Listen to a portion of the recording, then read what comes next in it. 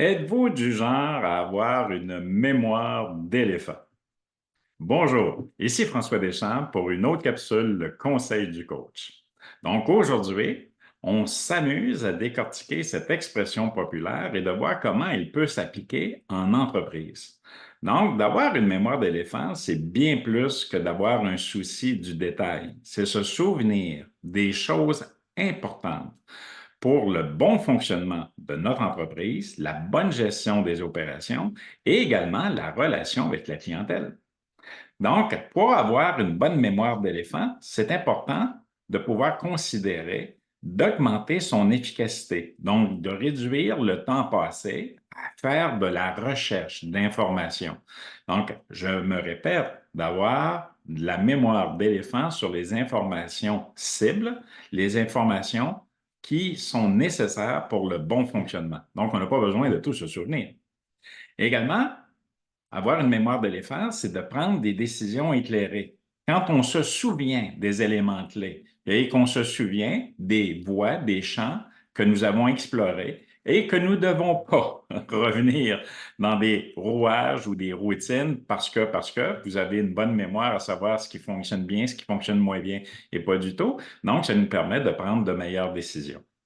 Également, ça vous permet de renforcer vos relations, donc des détails personnels et professionnels dans le cadre de vos activités, autant avec vos équipes de travail, vos partenaires, vos clients, vous permet de mettre en relief des situations, des événements, des moments cocasses et de renforcer à ce moment-là votre relation avec les personnes concernées. Pour développer une meilleure mémoire, moi, je vous invite à prendre des notes. Il existe tellement d'outils numériques aujourd'hui qui permettent de le faire, de prendre des notes sur des éléments clés. Genre, par exemple, un client qui vient d'acheter une maison ou qu'il y a un bébé qui est arrivé dans la dernière année. Donc, des informations comme celle-ci qui vont venir amener une touche et une nuance complètement différentes à l'intérieur de vos relations.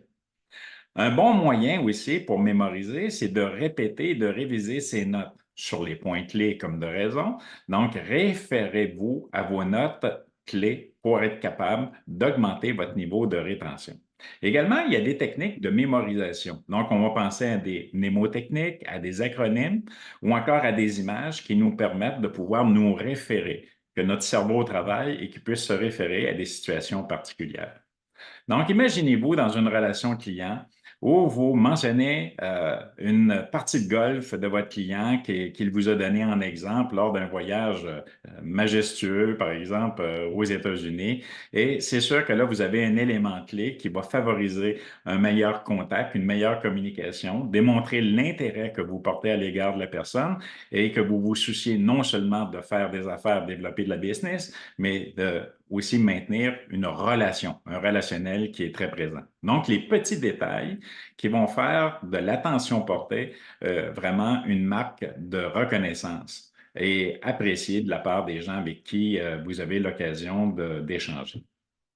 Donc, en conclusion, avoir une mémoire d'éléphant, c'est pas seulement un avantage, c'est une compétence à développer qui va vous permettre d'atteindre davantage d'efficacité à l'intérieur de vos activités et de vos relations.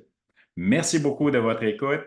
C'est un plaisir. Laissez-moi sous cette vidéo commentaires, remarques, appréciations. C'est toujours bien reçu de ma part. Également, je vous invite, si ce n'est déjà fait, à vous abonner à mes différents réseaux sociaux et aussi à mon podcast Ceci n'est pas du coaching, dans lequel je reçois des personnes telles que vous qui viennent partager talents, compétences et des éléments de leur vie personnelle et professionnelle. À très bientôt pour une autre capsule, le conseil du coach. Au revoir.